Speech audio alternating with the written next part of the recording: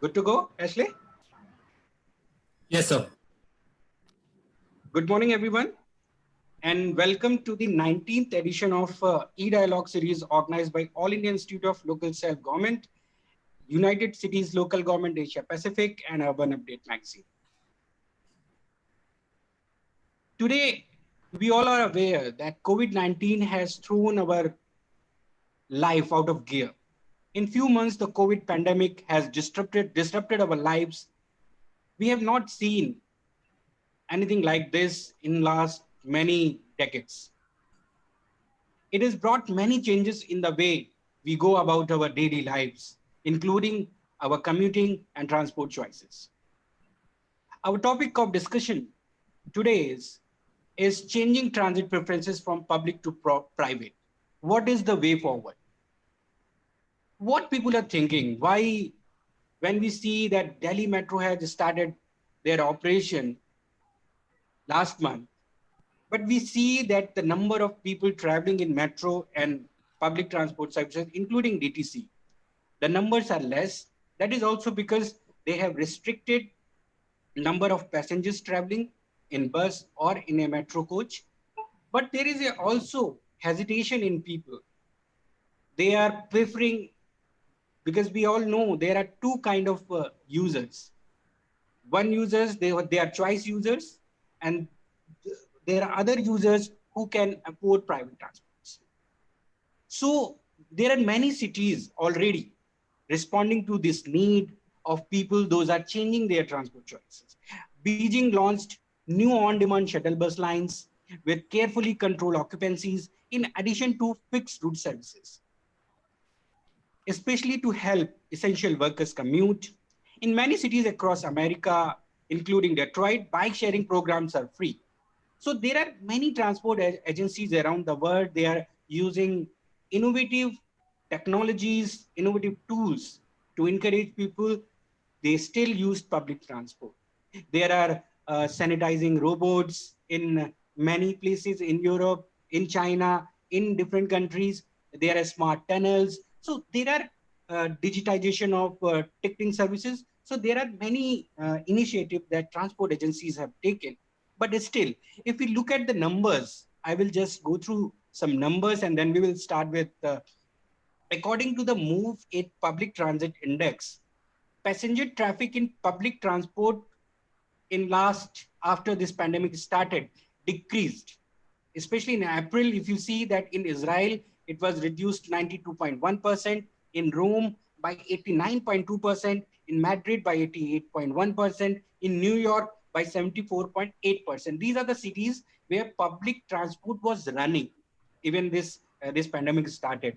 And if we look at the numbers where there was a complete ban on running of public transport services, including Delhi.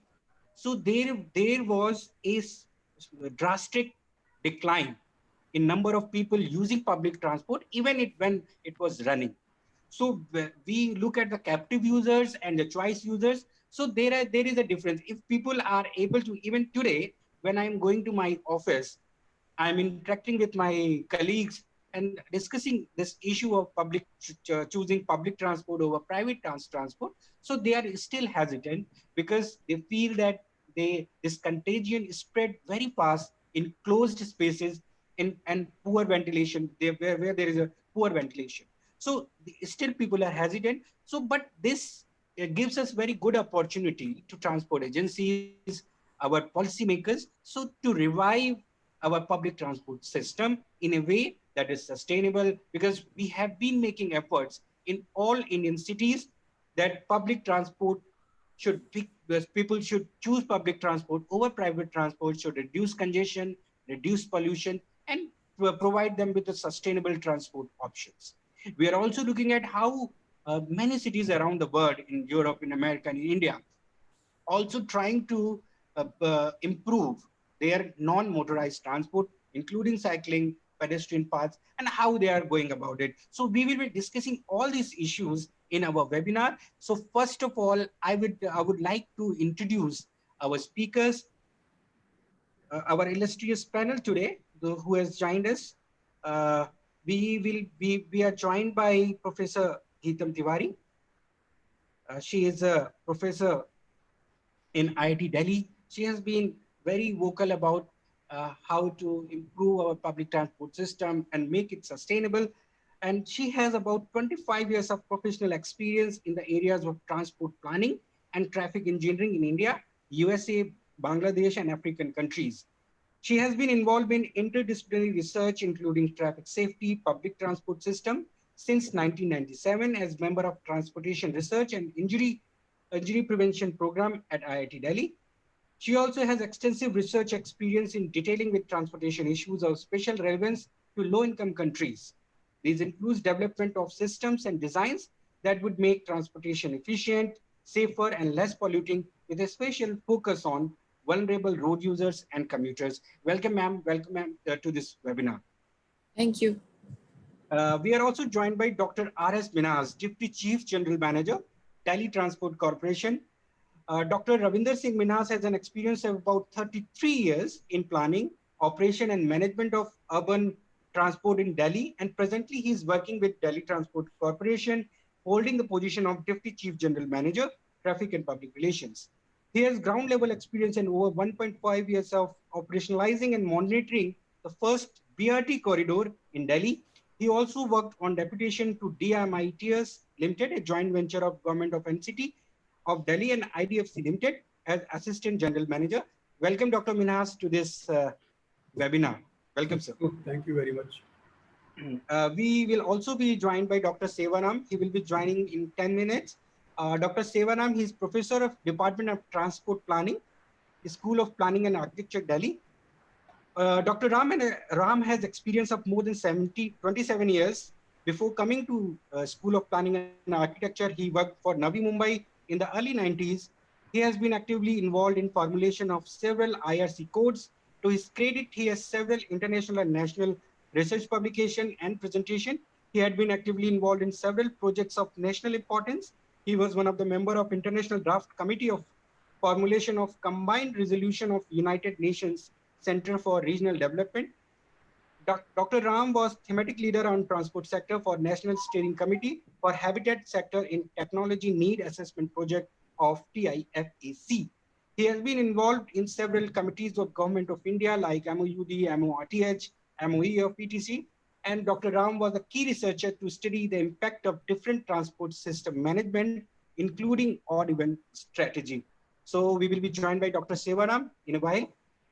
We also have with Mr. Faraz Ahmed. He is a senior research associate in Institute for Transportation and Development Policy. Faraz provides technical input to the Urban Development and Housing Department, Government of Jharkhand and Ranchi Municipal Corporation. His work primarily concentrates on developing safe, sustainable, and inclusive transportation systems. He is responsible for developing full-scale project plans and coordinating with various stakeholders, including government officials, to build broad support for sustainable transport initiatives. Inclusive street design is his forte, and as part of his thesis, he developed a complete street design for MG Road, Delhi, in consideration with all guiding parameters and global best practices. Welcome, Mr. Faraz, to this webinar. So we will start with Professor Geetam Tiwari. So, ma'am, I would like you to give us complete picture what this pandemic has really changed in the mentality of commuters and how they are choosing public transport, and what is behind this, what is the real reason, and how we can ensure that in the post-COVID world we will be able to ensure that people stick to public transport. Professor Tiwari. Yeah, thank you, Abhishek. Actually, you already in your introductory remarks touched upon some important aspects, but I would like to bring to your attention a couple of other things. Number one, this pandemic is not the first time. We've had experience with earlier pandemics also. And today I don't have that slide, but in fact, a professor from Melbourne University had a very nice slide explaining that what the travel patterns have been because of earlier pandemics also. SARS pandemic was there earlier, I think 2004 or something. And then before that also, we've had a couple of other pandemics. So what one understands from these pandemics is that, of course, this one is very infectious, but perhaps not as fatal as others. But because of infection, it is a serious concern. Most commuters have serious concern. So first thing we learn from historical data is that, yes, pandemics have an impact on our travel patterns, but that is not very long-lived. In fact, in that graph, if I could show you today, it was basically that, yes, at the time of pandemic, especially in public transport and travel demand in general goes down, but it's back to its normal levels within a year. So there is no reason to believe that when this pandemic is under control, whether we should see something very different. Perhaps we will have the similar levels of demand. But other things that you have pointed out, I think a few important issues that we have to understand. There is a difference. First of all, you've listed some numbers that many high income countries have seen a very sharp decline in use of public transport. And it is interesting, but in fact, other than India, I know very few countries where they really stopped public transport. Most of the places, public transport has continued to work despite having whatever levels of infection, because it's all about captive users. If people have to do even the essential services, we have to take care of that. And I know in Delhi, at least, they kept running 25% of the original bus services just to meet the demand of essential services. But essentially, metro services were stopped here in all cities in India. That did not happen in most other countries.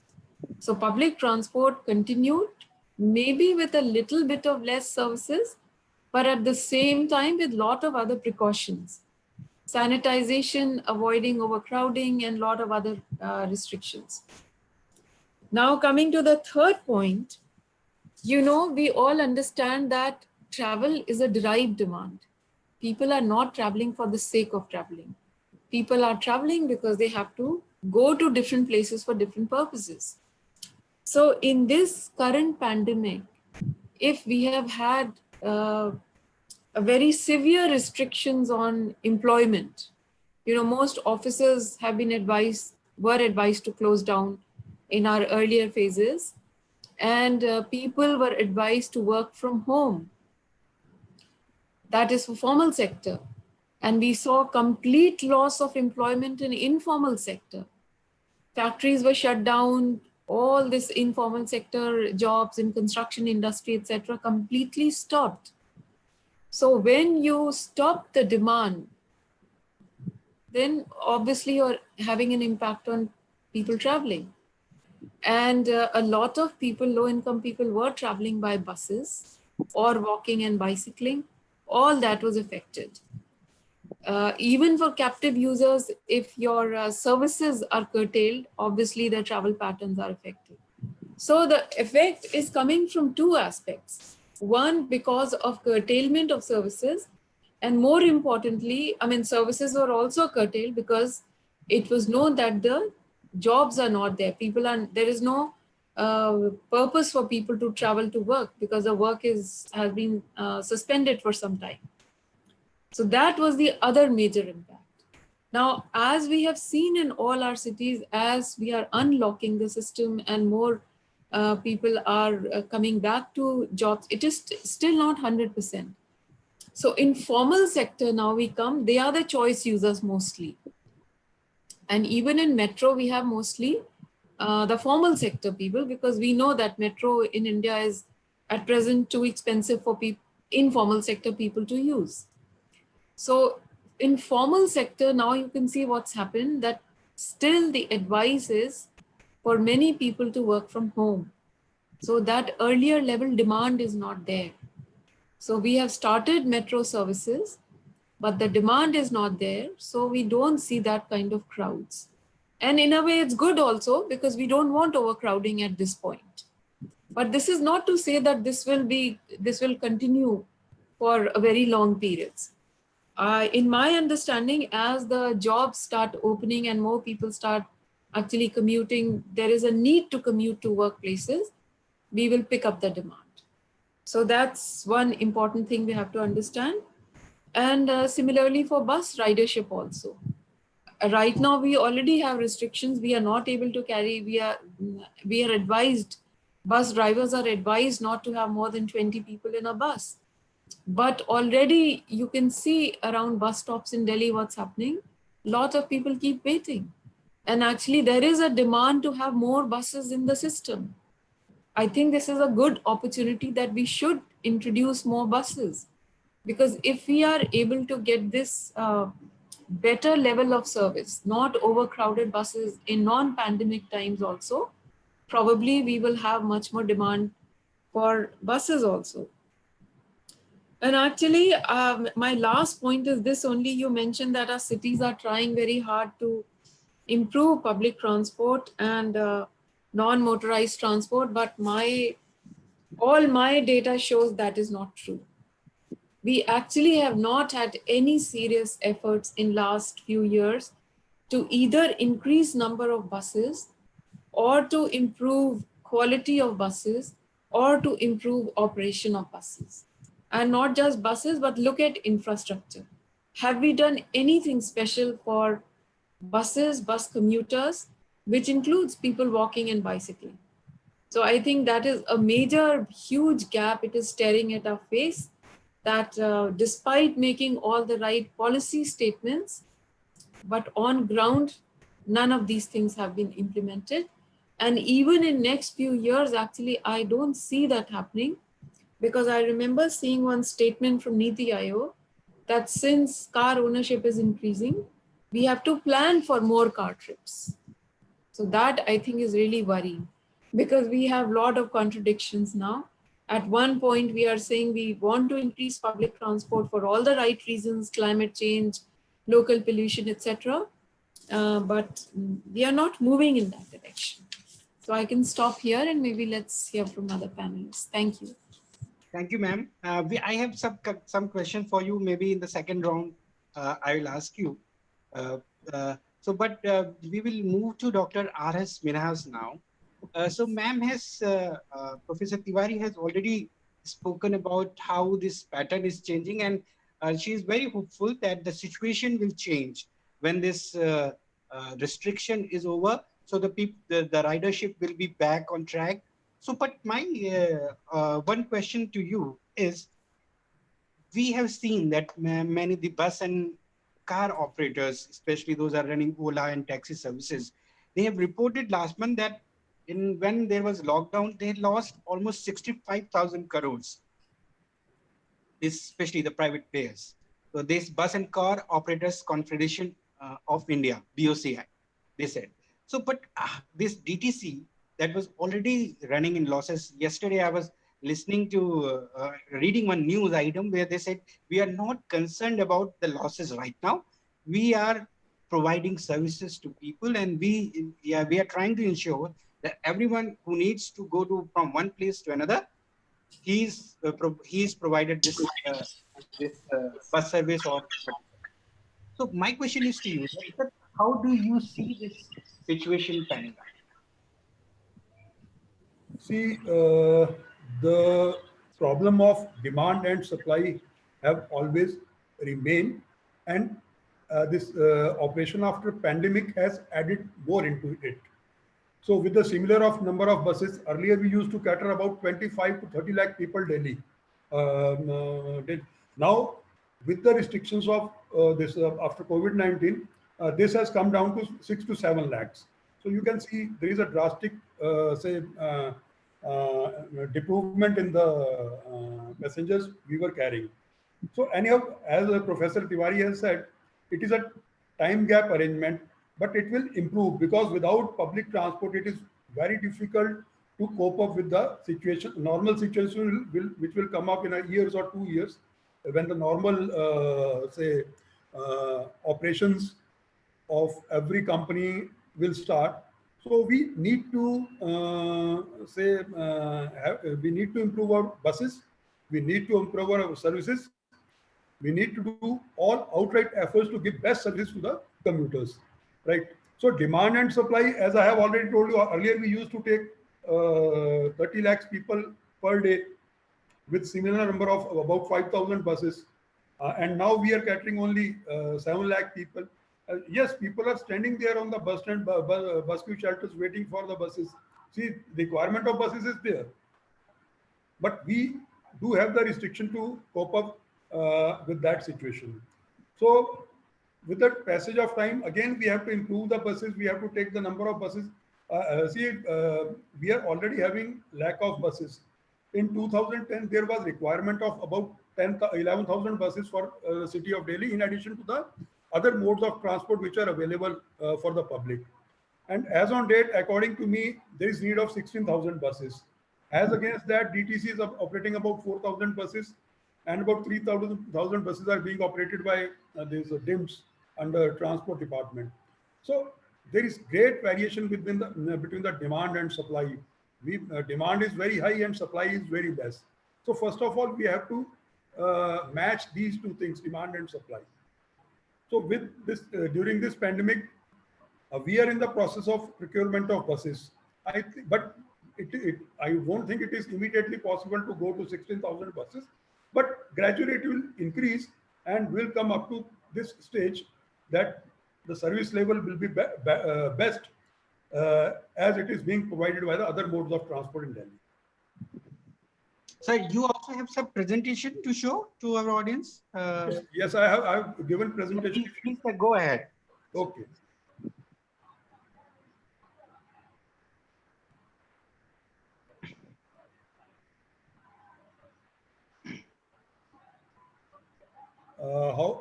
I can go to next slide.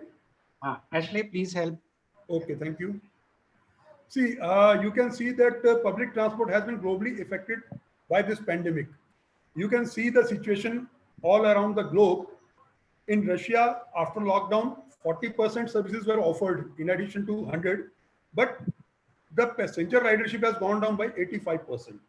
Similarly, United Kingdom, they have their reduced schedule, but 60% of ridership has gone down. In this, you can very easily see that these are few countries have taken the data, except China. All other countries where this public transport has been revived, there has been reduction of 60 to 85% of passenger ridership. So this is a drastic drawback, but this is a temporary phase. It will cope up with the passage of time. Next slide, please. So, secondly, the type of financial assistance required is you can see we need fleet funding for bus procurement. Generally, state transport authorities, they get some portion of capital investment from the government. So we are dependent on the government. Then for the creation of new depots, we need capital funding. Similarly, for the terminals, we need this funding from the state. Then operations, see, if we are operating 1 kilometer, we have say cost of about 50 to 60 rupees, but we are earning about 30 to 35 rupees per kilometer. So this viability gap of 15 to 20 rupees, we again have to look after towards the government to provide this viability gap arrangement. Then we now with the modernization, ITS equipments have been fixed in the buses. That has additional cost to the operators. Then technically capacity building through COA established by national government. This also add to the cost of operation. Next, please. Next. Actually, this is, I think, earlier one. You are going back. Yes. Next. Yes.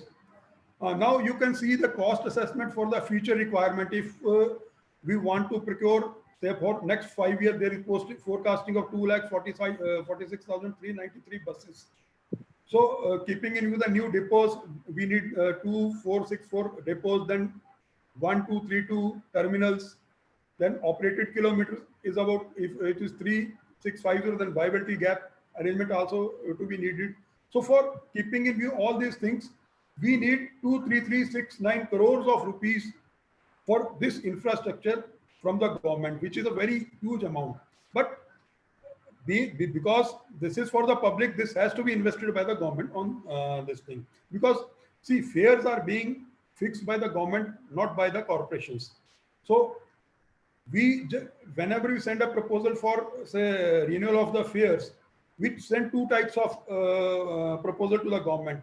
One is on the base of actual, say, cost of operation. If we are putting 50 rupees per kilometer, then we will our proposal will be according to that only. But if the government or the state want to fix fares lesser than that, then the viability gap between fares fixed and the cost of operation, that should be immediately funded by the government itself, which is not generally being done. They used to give us grant in aid and all these things, and that add to our, say, interest on that money, which keep on adding to our losses, which keep on increasing. Right? Next. So these are the various stakeholders which are involved, and they have to work together to curb this pandemic situation, where the national government is also involved, state government is also involved, all STUs and SPVs which are formed by the government, they are also involved. Even private sector is also equally responsible for that. Earlier there was suggestion that the private buses should be taken under STUs, and they should be operated at the cost of fares on which the government buses are operating. But this has not yet been finalized. But it is likely that we will operate these buses if there is shortage of buses in future to crop up with the demand. Next. So these are, say, COVID-19 responses for resuming services.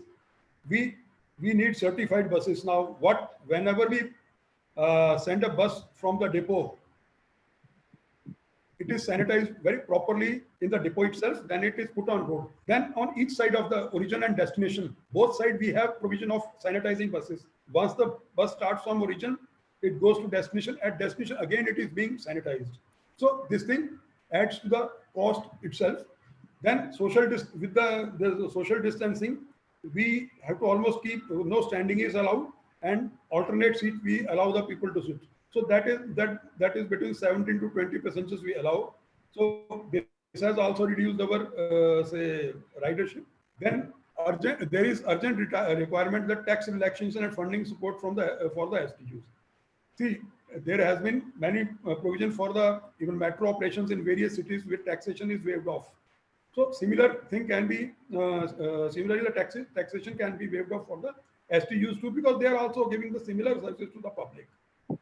Then national investment program in buses, that also needs to be boosted up, because now as the demand has increased with the similar number of buses, we are catering lesser number of people. So we need more number of buses, and with the passage of time, it should increase. So government should have to put investment in this field also. Next, please. So post-COVID situation is that there is increased cost, there is decreased revenue, intense monitoring system for health and hygiene, see, for staff as well as passengers. All this is adding to our cost.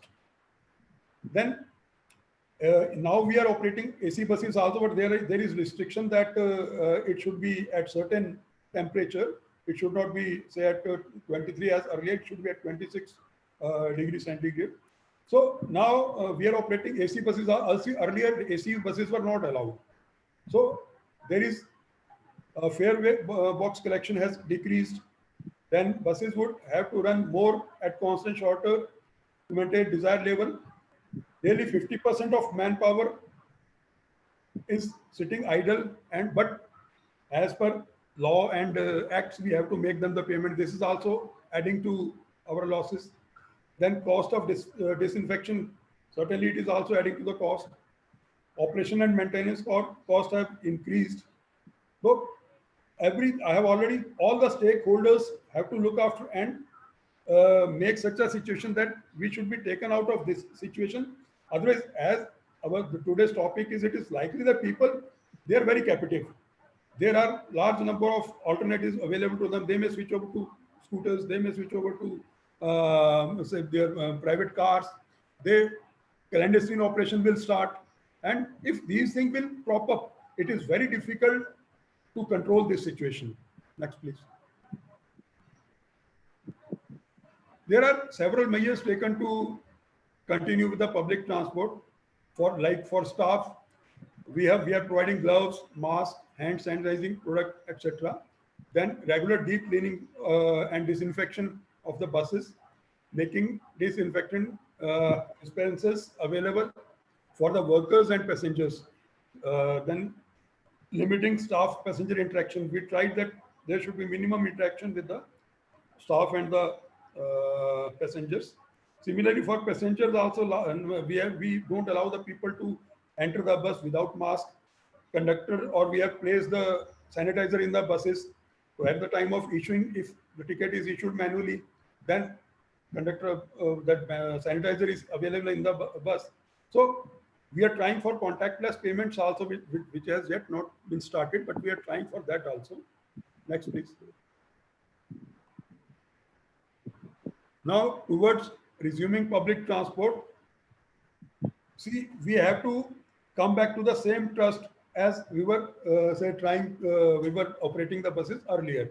So stringent cleaning measures which we are taking, regulation of wearing masks which we are adhering very strictly.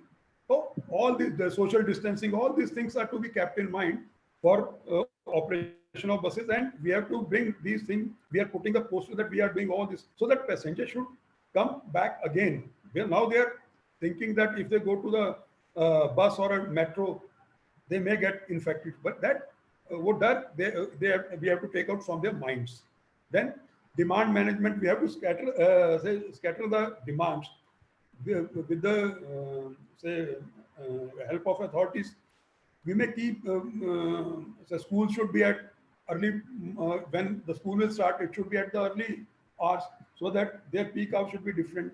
Then offices also be at staggered time. Some should start at 9, some should at 10, some should start at 11, so that the demand should be scattered, because with the same number of buses, we can't allow the similar number of passengers which we were operating earlier.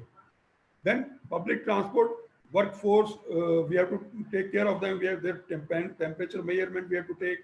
Then checking of staff, minimizing contact between the staff and passenger. All these things we have to keep in mind.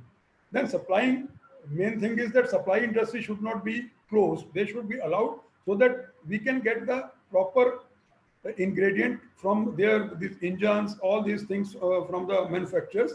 It may not affect the buses which we are operating, that may also go off-road. That is also required.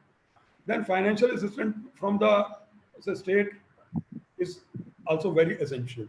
Next. Then basic requirement for the operations are that sanitization of buses at regular frequency, thermal scanning for all staff as well as people who are boarding the buses, crew safety at depot as well as in the buses, passenger safety at bus queue shelters, terminal and in buses. Then compulsory uses of masks. We are not allowing anybody, even staff or passengers, to enter the bus without mask. Then policy regarding staggered timing, which we have already discussed with the help of authorities, we can do that. Maximum advance booking of ticket. This ticket should be issued in advance so that there should not be any contact between the passenger and the conductor inside the bus. Less than 1/3 occupation of buses. This has created, again, for keeping in view the social distancing. We cannot fill the bus with passenger to the tune of 1/3 of passenger capacity. That is about 70 to 20% only. Then there is need of SOPs for communication between control rooms and staff and passengers, or police control room. That should also needs to be. Next. So this you can see, this is the pic taken of the passenger traveling in Delhi buses prior to COVID-19. Next.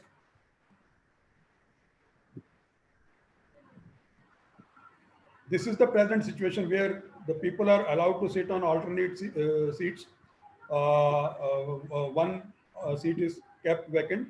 So by this, you can see a rope in between where the only one door operation is there. The people are not allowed to even come to the driver cabin. So these are the restrictions which we have put. Next. This is generally a layout of a bus where you can see about 17, 18 passengers are out. Red one are restricted where nobody is allowed to sit. Green is for conductor, black is for driver, and blue seats are for the passengers. Next, please. Similarly, at bus queue shelters, we have marked the spaces keeping in view the social distancing so that people can sit apart or they can stand at the places provided to them. Next, please. In few cases, we have tried earlier to put this see-through partition for the driver so that he should not come in contact with the passengers. Next, please. This is a recent data which I have taken yesterday. As I have already told that we used to cater about 25 to 30 lakh people daily in the buses. In DTC buses, it is more about 5 million if we take the cluster buses also. Now our DTC, this has reduced to 6 to 7 lakhs because of social distancing and all these things problem. So you can see in the May 19 to August 19 and May to August 20, there is a difference of 3007. In total, we can take 3073 lakhs of people reduction in the ridership. This much reduction in the commuters is there. So it is adding to losses only. Next, please. As problem, we have already discussed that there is a problem of demand and supply, reduction of supply further when operation of buses started after lockdown, safety concern for all passengers as well as employees. Buses required, we have already discussed that there is already normal routine. There is a requirement of 16,000 buses, but about 7,000 buses are running. Then during pre-COVID-19, this we have already this one. You can go to next slide. So this is way ahead. So public transport continues is a must in India for livelihoods. When the normal situation come up, we can't say everybody will in the private vehicles. There will be need of say a proper public transport system, and that will be the requirement for that requirement is essentiality for cities. If public transport solutions are not provided, the people will switch over to informal sector. Clandestine operation will start, all private vehicles will start, and they will, as you know, this Tata Magic, they used to carry 19 people. Even in this situation, I have seen near Anand Vihar. No social distancing is there. So this situation will also very harmful. Lastly, there is situation that again the public will shift towards private vehicles. So we have to avoid this situation also because it is roads are very limited. One bus can carry the passengers. The person is being carried by 60 cars. So this also needs to be looked into. So any of the situation will ease with the passage of time. Next, please.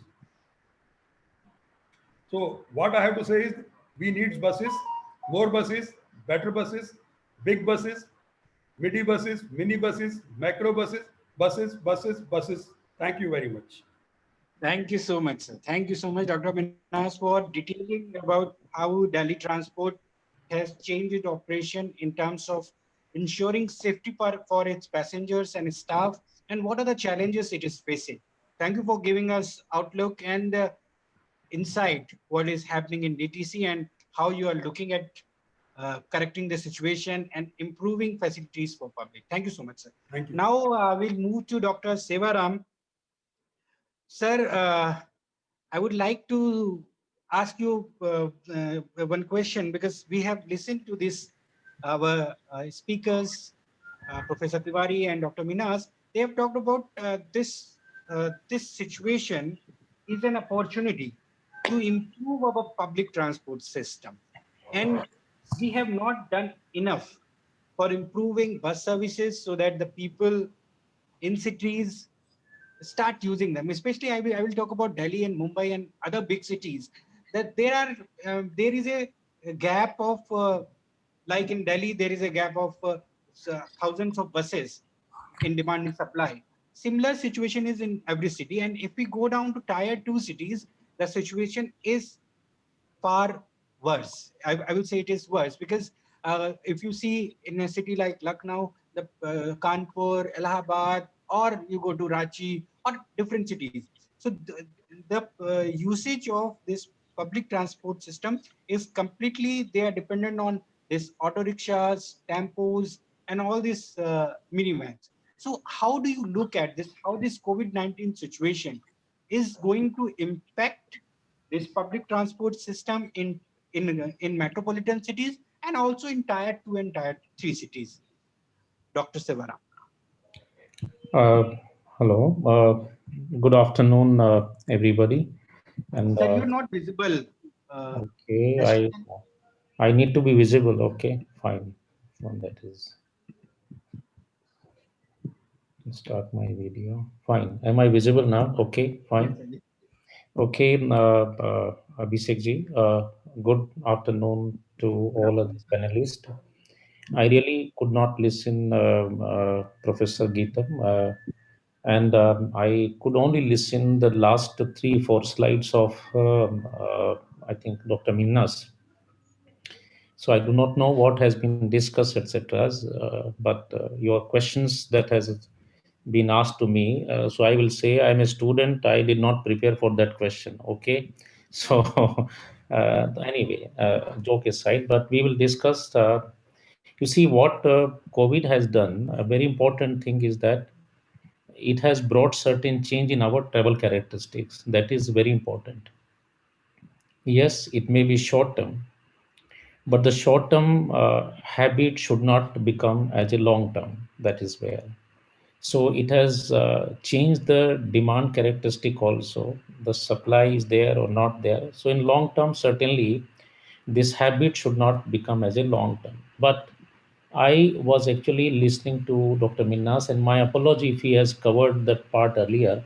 But if not covered, then I will also have some questions or response from that side. But I think I myself have seen how the availability of the public transport has been made provided, or it has not been provided, whatever the case may be.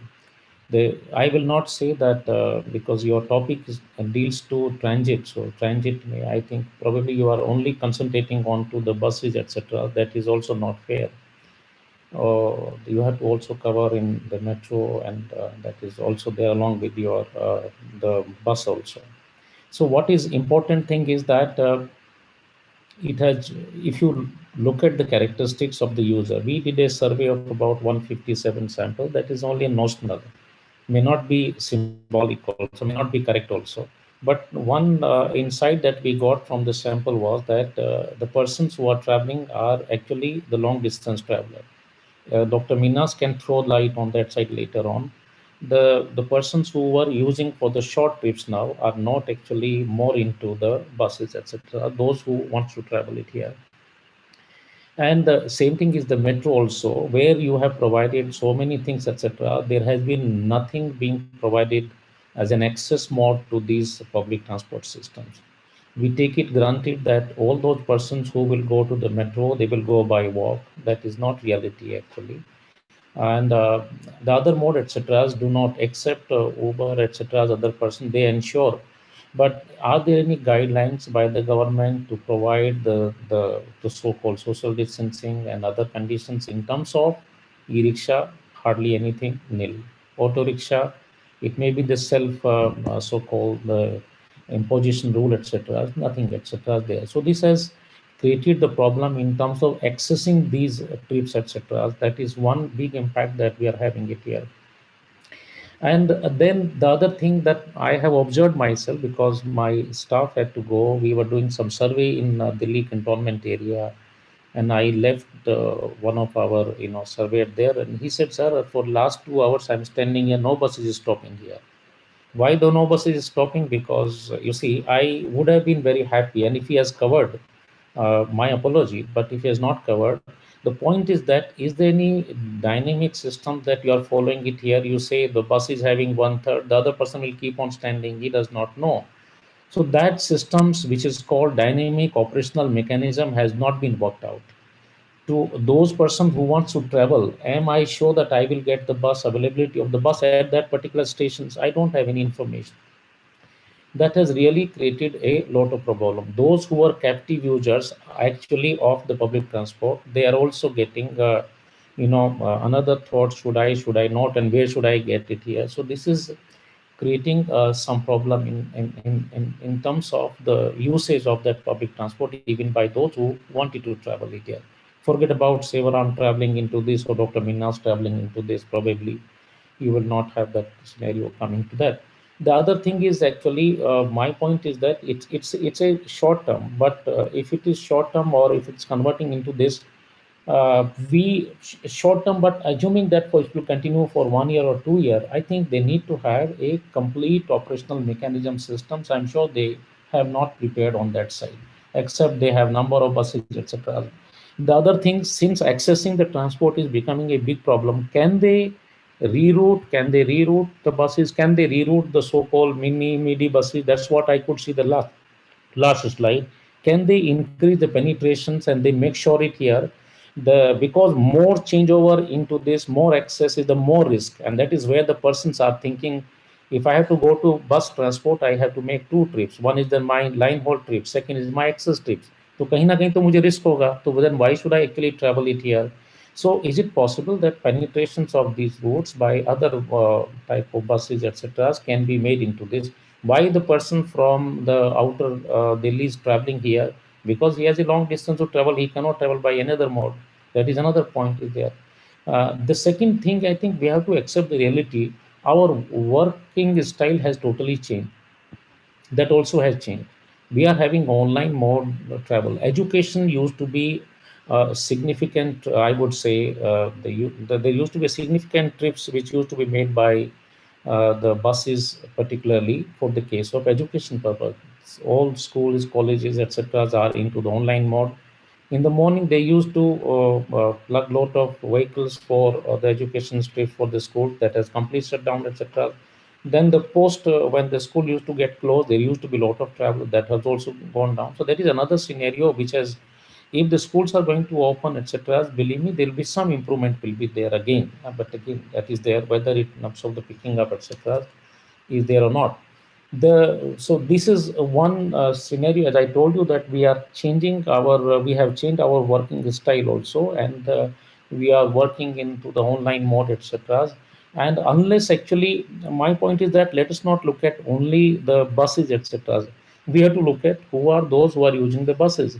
So we have not actually started opening. There is a crowd in the market, even with the fear of social distances, but there is no crowd in the public transport because I can go to the market. The interesting thing, what has found now, that the person have started making the trips to the market, etc., by the private mode, etc. So this has changed some our travel characteristic. Professor Geetam, I am not sure if she is there or not, but see, I could see one of the, article written by her onto the cycle actually. So cycle got a boom, etc., in this so-called period. Whether it was because of health consciousness, or it was because of the consciousness of because of using the short trips, etc.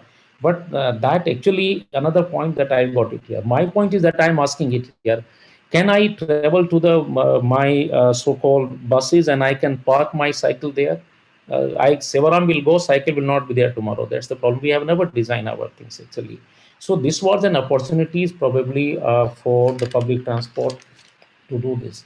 I really have a very short time because I actually came from another online trainings on road safety. So my apology for coming late.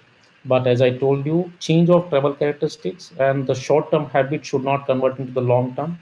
The demand scenario, maybe if it continues, it will really divert the attentions of the user from the public to the private. That we should not do it here, and allow the service to be maintained. And not only the service qualities, service frequencies, etc. have to be maintained. And I told already the dynamic operational mechanism, I think they really have to work out. I'm sure they have not done it, whether it is accepted by the DTC or not. That is one. And secondly, penetrations of these public transport route further doesn't matter even if I'm going to pick up two, but that will ensure service actually available to me at my doorstep. So I would be able to go. I walk to the distance where I can go. I will avoid all these, my access mode, etc., because I'm sure the access mode do not have that kind of safety conditions as the other modes have it here. I think that's what all from my side that I can speak to. Thank you very much.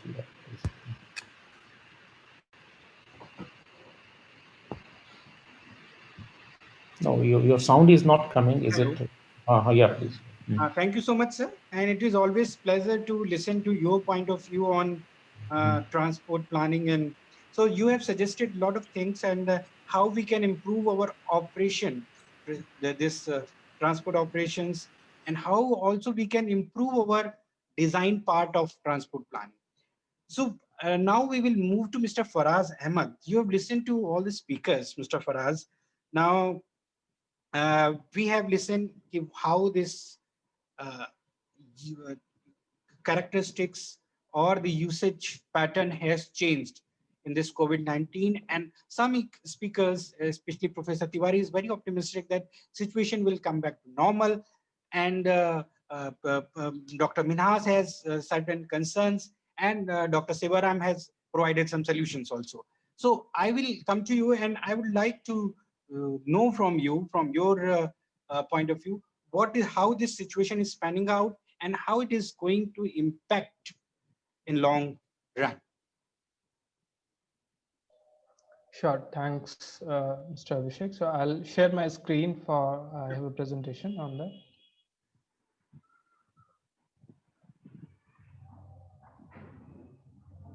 So we already know there is a shift in transit that is happening, maybe because of fear of disease spread, contamination, fear of the coronavirus maybe. So we'll try to find out what we could do to mitigate the shift and how we can deal with the change scenario what we have. So in a normal day, most of the commute, like we normally use we normally walk and cycle.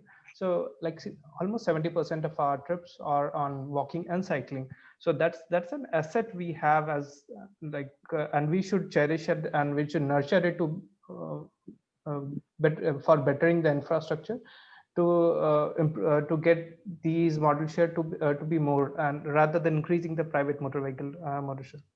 So just being nostalgic, so what was the typical day before the COVID-19 hit us? So this used to be Mumbai suburban local peak hour time, which used to cater around 7.5 to 8 million of passengers daily.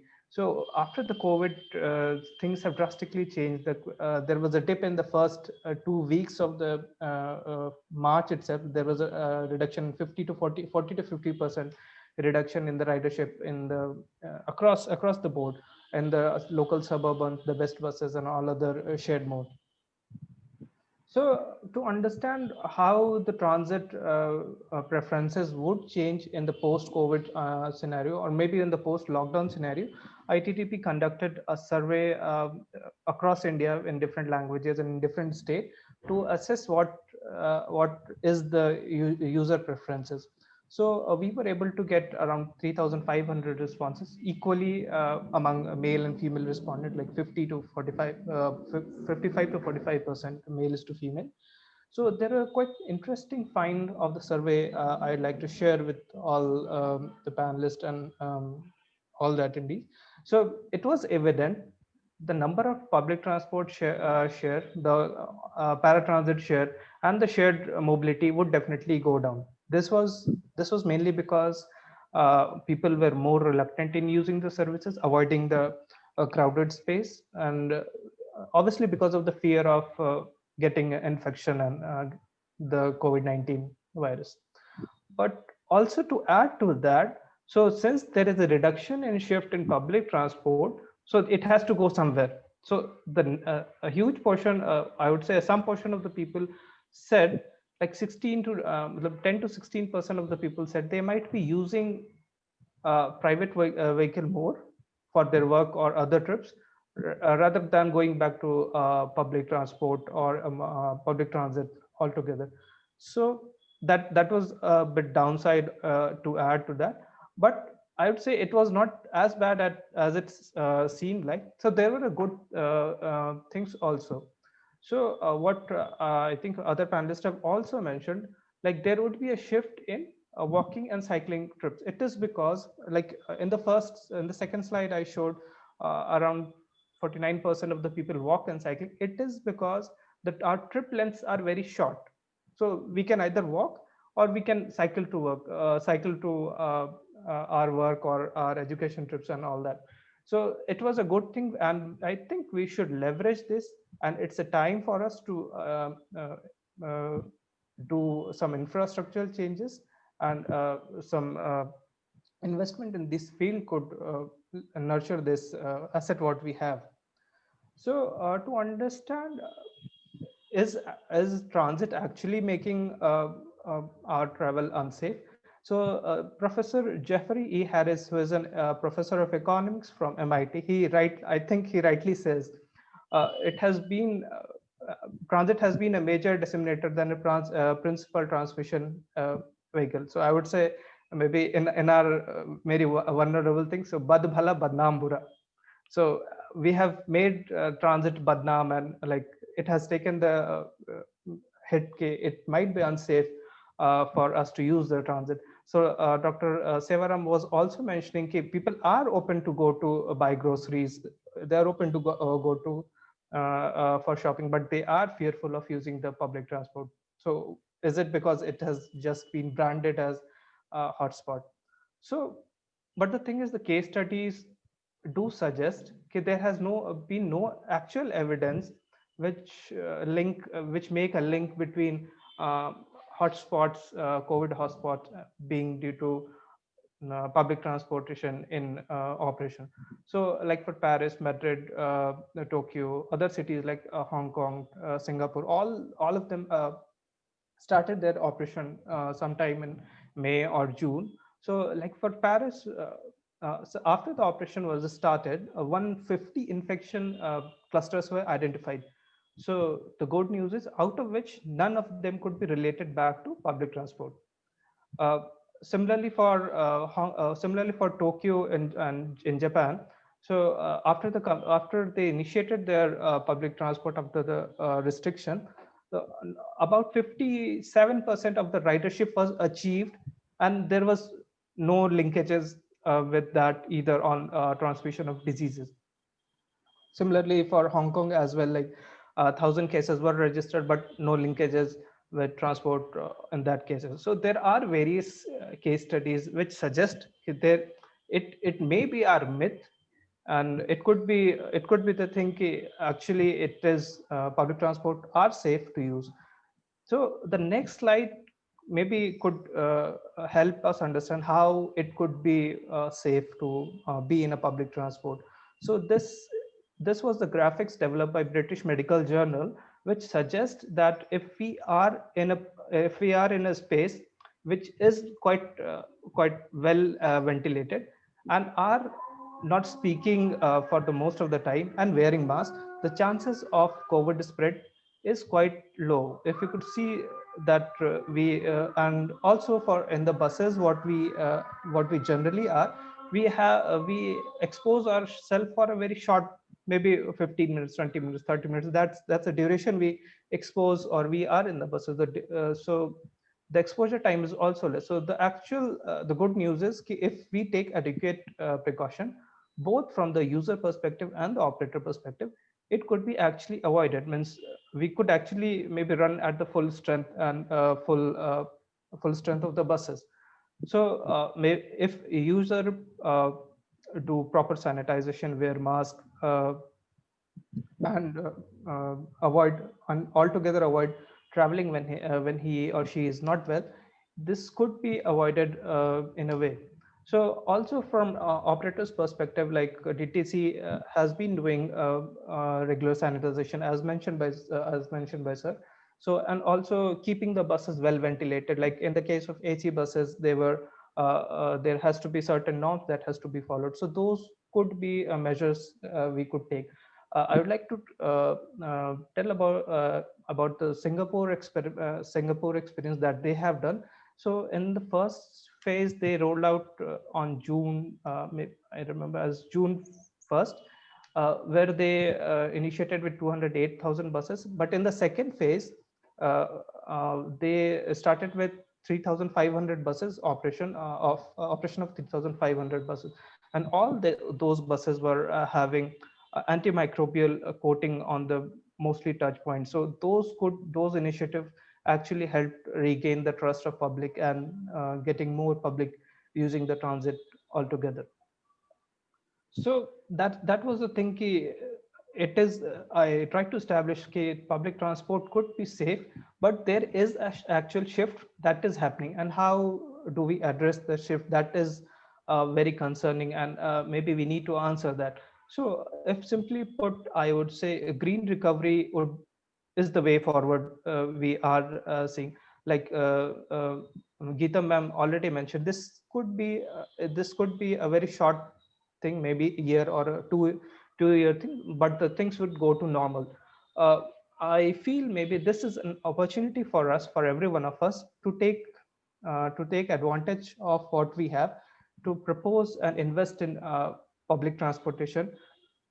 Like Minhas are also saying, there is a huge deficit of buses, like 9 to 10,000 buses are required in Delhi, whereas they are operating at around 6 to 7,000 buses.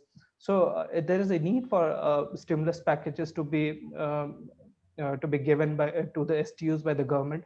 And at the same time, investment in walking and cycling is very imperative, and it's the need of our like it could there are various examples which suggest if we invest in the sustainable mode, it could actually help recover our economy as well. Means it will lead to more job creation than rather than investing in a car oriented or unsustainable mode. Like if you do a road widening or create a road, more lanes for the road, it would be a one-time investment, and the job creation would be a one-time. But whereas in public transportation, it is creating more jobs over the year and making more economy recovery. It's not that not other countries are not doing it. Many other countries have done it, like USA has granted 25 billion for recovery of their transit agencies. Similarly, the German government has given around 28 billion euros for innovative future mobility and assistance to the service provider. So in our case in India also, like Delhi, in our budget outlay for this year 2020 has proposed around 1100 crore for DTC buses run under cluster scheme to minimize the operational gap. What sir was also mentioned, there is a huge deficit of operation earnings per kilometer and the operational cost per kilometer. So that needs to be covered over the period to prevent STUs becoming bankrupt and helping them. So with that, I would like to close. And in addition to this, the overarching thing I would like to add: proper communication and outreach is also very needed for letting the information pass to the commuter, to the user, to the citizen. It is safe. It's not to be fearful. We have taken adequate measures, and you could actually use the public transportation, and how we can bring back the focus on walking and cycling and make it more attractive. So on that note, I'll end my presentation. Thanks. Thank you, Mr. Faraz, for your presentation and giving us how other countries are responding to this crisis and what has been done in those countries and cities. So I would like to move to Professor Geeti Tiwari. I would like to ask, ma'am, because you have mentioned in your opening remarks that this ridership will be back in after 1 or 2 years. It will be back to normal. Will it be in the same form, or the form will change? I mean to say, because there has been data coming from the auto industry that was on decline in when this pandemic started.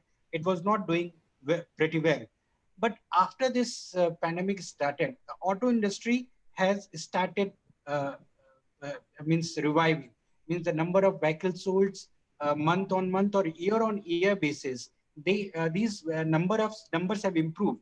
Even the Hero MotoCorp, because we are talking about India, so the the sale of two wheelers have increased. Number of two wheelers sold, like Hero MotoCorp has released numbers.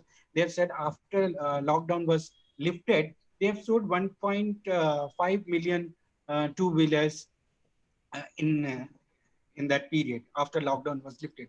So do you think that the people, those are going to buy this two wheelers or four wheeler? Because many people, even I have witnessed that people have started, those were using public transport, they are coming to office using their private vehicles. Either they have bought new one, or they are using the vehicles that were at their homes, their houses, maybe 2 3 vehicles, so they have started using vehicles. So are this trend going to reverse after this situation improves, or the people will stick to that, or if we improve our public transport system, then people will again switch to public transport? So what is your point of view on this, ma'am? So first of all, demand really depends on GDP recovery. So if in next 2 years also our GDP remains low, then we will not see change in demand. And this is very directly related to the public transport demand also. So that is most important thing to remember. You know, people will travel for the sake, not just for the sake of travel, but if there is a need to travel, if there are no jobs in formal or informal sector, then we will continue to have low demand. And then as far as automobile industry recovery is concerned, you have to compare the numbers with earlier numbers. And again, that is also linked to your GDP. If people don't have money, then they are not going to buy either two-wheelers or cars for personal use.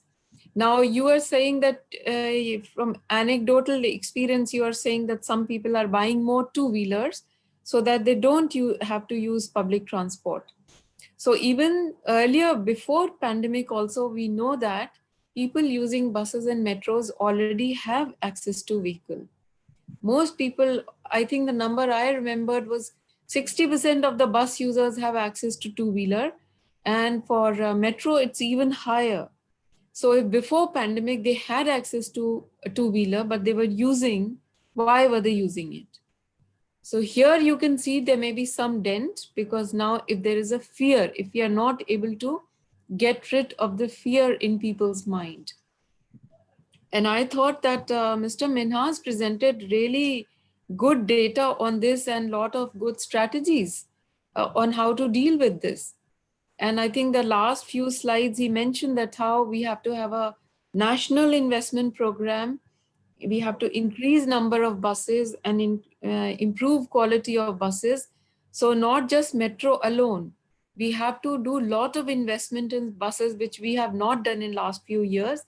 And that is what will bring back people's confidence and more people using public transport.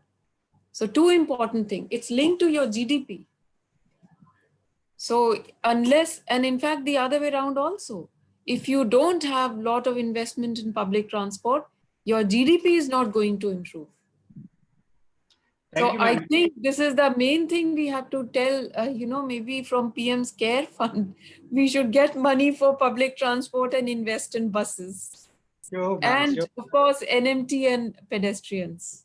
This is very good opportunity that we improve our public transport system. I think every speaker, every panelist is agreeing on this point, that we should have good public transport system, especially investment on buses is required, because most of our cities do not have robust bus transport system. I would like to move to Dr. Minhas. Like Dr. Geetam Tiwari has already mentioned that we need more buses. We need to improve our operational mechanism, and the overall investment in buses is very much required. Sir, you have been also part of this BRT, bus rapid transport in Delhi. So my question is that in India, we have seen that there are certain good examples where BRT was successful, but in Delhi it failed. It did not work out. So do you think that in the post-pandemic world, in the post-pandemic period, we are going to focus on BRT when we are going to talk about more buses, dedicated lines for buses in through BRT? Dr. Minas? You are muted, sir.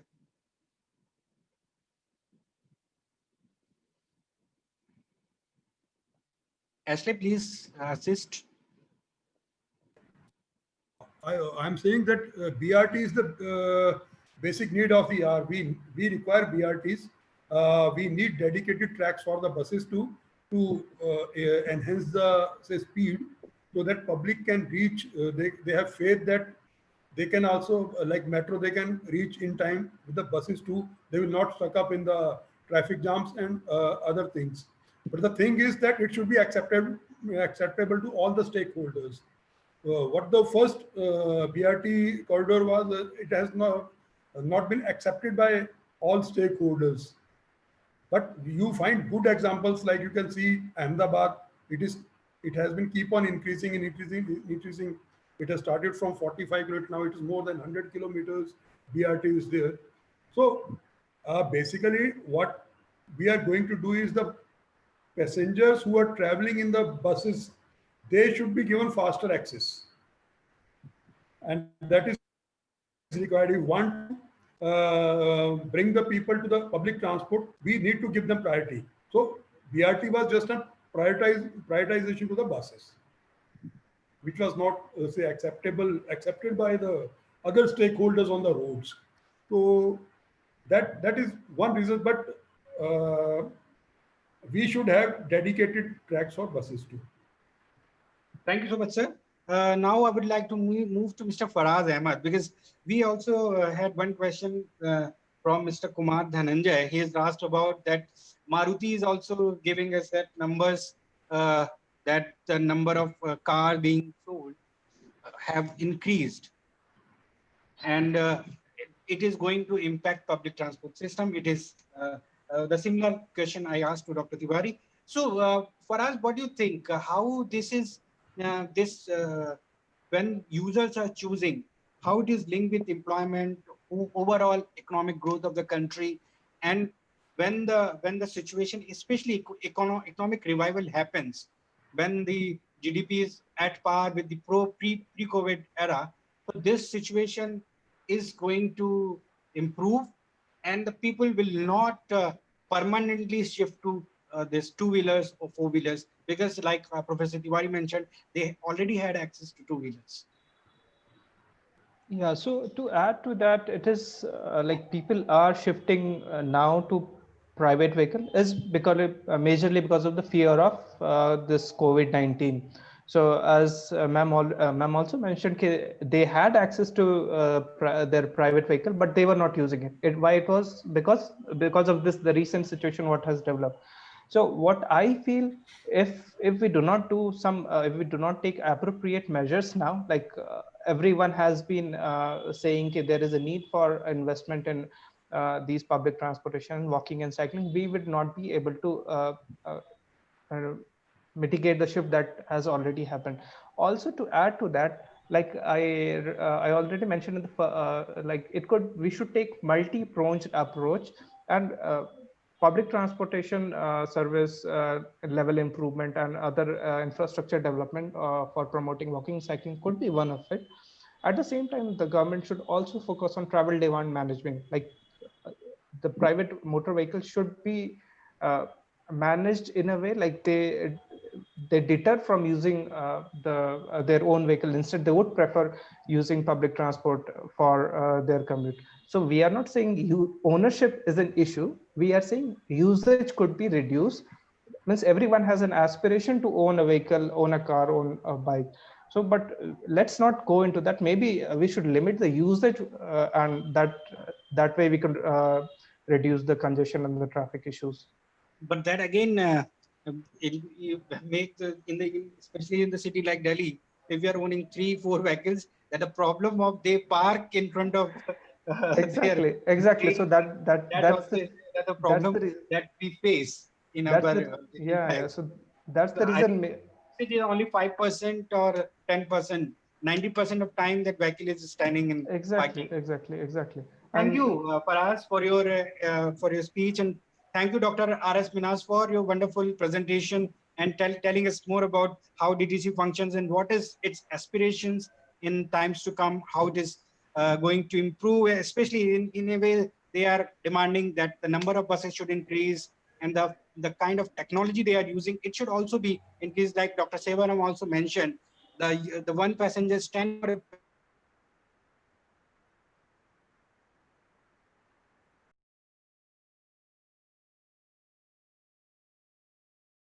public transport system. This is the time that we should invest more on our public transport, especially in buses, because in metro services, we are investing large sum of money even in small cities like Lucknow, Kanpur, and the occupancy rate, or I say that the number of people using is not very high. So maybe the government can look at the improving bus system in small cities, and maybe the investment will also be less. So on this point, I will say thank you to all the panelists, Mr. Faraz Ahmed, Dr. R.S. Minhas, Professor Geetam Tiwari, and Dr. Sevaram, for their time and giving excellent presentations. And all this video and the reports of this webinar and the earlier webinars is also available on Urban Update website. This video will also uploaded on YouTube. It is also live on Facebook. So people can, if you have missed some part of it, you can still watch it on our social media channels. The next week we'll be back with the different issue and with different panel of speakers. Till then, thank you very much for joining us. Till then, goodbye. Thanks. Thank you very much. Thanks a lot. Bye-bye.